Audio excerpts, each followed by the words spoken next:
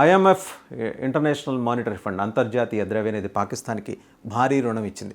$2.5 billion బైలౌట్లో భాగంగా $1 billion, అంటే it comes around 8,500 కోట్ల రూపాయలు. ఈ 8,500 కోట్ల రూపాయలు దేనికి ఇచ్చింది అంటే, పాకిస్తాన్ ఇప్పుడు ఆల్రెడీ భారత్ దాడి వల్ల, ప్రతీకార దాడి వల్ల నష్టపోయిన 9 ఉగ్రవాద శిబిరాలు తిరిగి పునర్నిర్మించుకోవడం కోసం, ప్లస్ ఆల్రెడీ ఎగ్జిస్టింగ్ ఉన్న 12 ఉగ్రవాద మహాస్థావరాలని మరింత బలిష్టంగా బలోపేతం చేసుకోవడం కోసమా అని నెటిజన్స్ దుమ్ము దులుపుతున్నారు పాకిస్తాన్ని.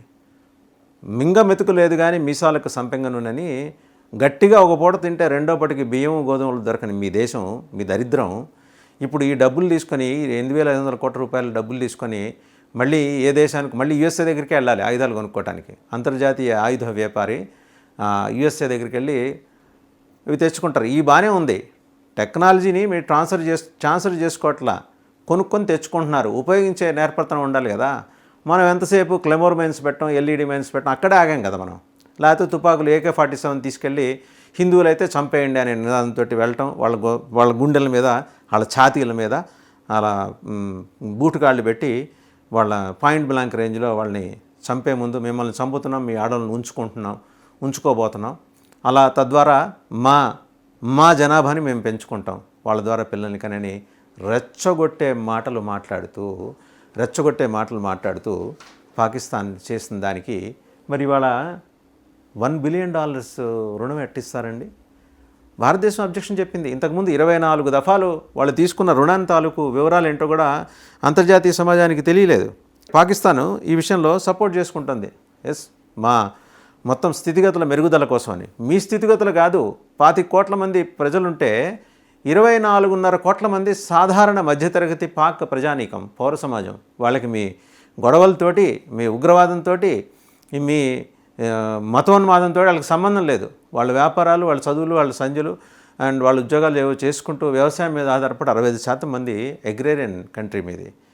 దరిద్రం, మీరు చేసుకున్న దరిద్రం వల్ల అది రోగ్ స్టేట్ అయిపోయింది. శ్రీరామచంద్రమూర్తి కుమారులు ఇద్దరూ పరిపాలించిన ప్రాంతం అది. లవుడు, కుశుడు. లవుడు పరిపాలించింది లవపురి, అదే లాహోర్. కుశుడు పరిపాలించింది పెషావర్. అది ఈ 2 రాజ్యాలు అక్కడే ఉండటం అంతకన్నా మాకు బాధాకరమైన విషయం ఇంకోటి ఉండదు. అలాంటి మహానుభావులు పరిపాలించిన ప్రాంతంలో ఇవాళ ఉగ్రవాదాన్ని పెంచి పోషించడానికి మీరు ట్రైనింగ్ క్యాంప్స్ నిర్వహించుకుంటూ మళ్ళీ IMF దగ్గరికి వెళ్ళి బెగ్గింగ్ బౌల్, అయా ధర్మం చేయండి అని. సిగ్గనిపించట్లేదు షహబాజ్ షరీఫ్? సిగ్గనిపించట్లేదు సయ్యద్ అసీం మునీర్ అండ్ సయ్యద్ అసీం మాలిక్? సిగ్గనిపించట్లేదా మీ రక్షణ మంత్రి ఆయన ఖవాషీ, ఆయన ఉన్నారు కదా, ఆయన రైల్వే మంత్రి అబ్బాసీ, ఆయన అంటాడు 120 వ్యూహాత్మక స్థావరాలు ఉన్నాయి, అక్కడ మా న్యూక్లియర్ బాంబులు ఉన్నాయి, అవి స్ట్రాటజిక్ ప్లేసెస్, మేము ఎవరికి చెప్పండి. పిచ్చోడా, అవి స్ట్రాటజిక్ ప్లేసెస్లోనే పెడతాడు ఎవడైనా. నువ్వే కాదు, నీకు తెలివి తక్కువవాడు కాబట్టి, బుర్ర తక్కువవాడు కాబట్టి నీ మోకాల్లో పెట్టుకొని బుర్ర మా ఇంట్లో ఉన్నాయి రండి చూడండి అని ఎవడు చెప్పడు. అలా చూడండి అని చెప్పే ధైర్యం ఉన్న ఒకే ఒక మగాడు Kim, North Korean president. Trump 1.0లో భాగంగా ట్రంప్ని పిలిచి తన దేశంలో లంచ్ పెట్టి ఆయనకు డిస్ప్లే చేశాడు. చూసావా నా ఆయుధ సంపత్తి అని ఇలా డిస్ప్లే చేశాడు. ఆడు మగాడు బుజ్జి అంటారు కదా, ఆ క్యాప్షన్ కిమ్కి సరిపోతుంది, మీకు కాదు.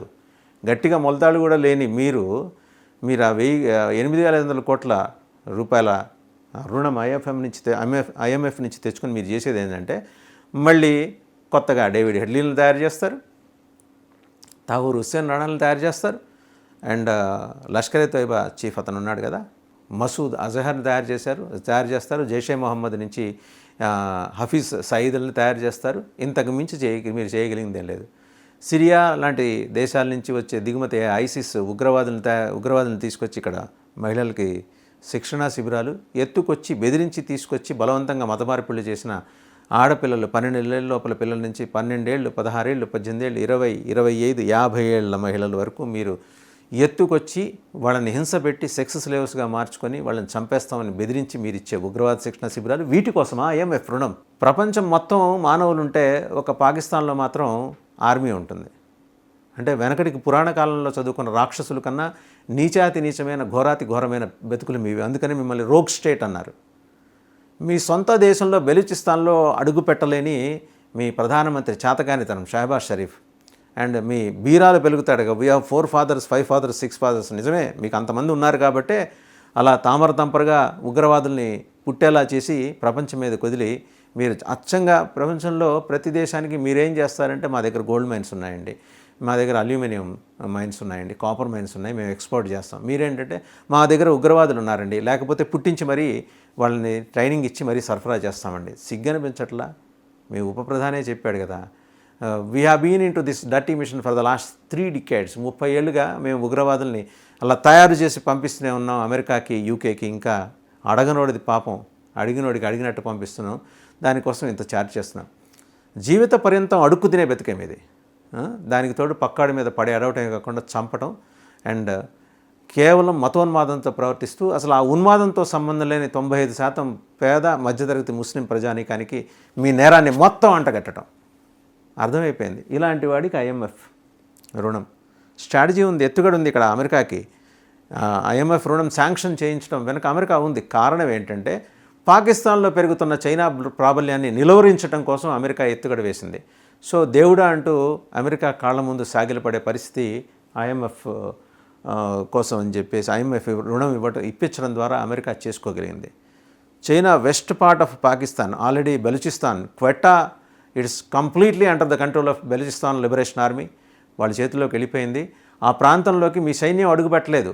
మీ రైలు వెళ్తుంటే హైజాక్ చేసి 17 మంది సైనికుల్ని చంపేశారు BLA వాళ్ళు.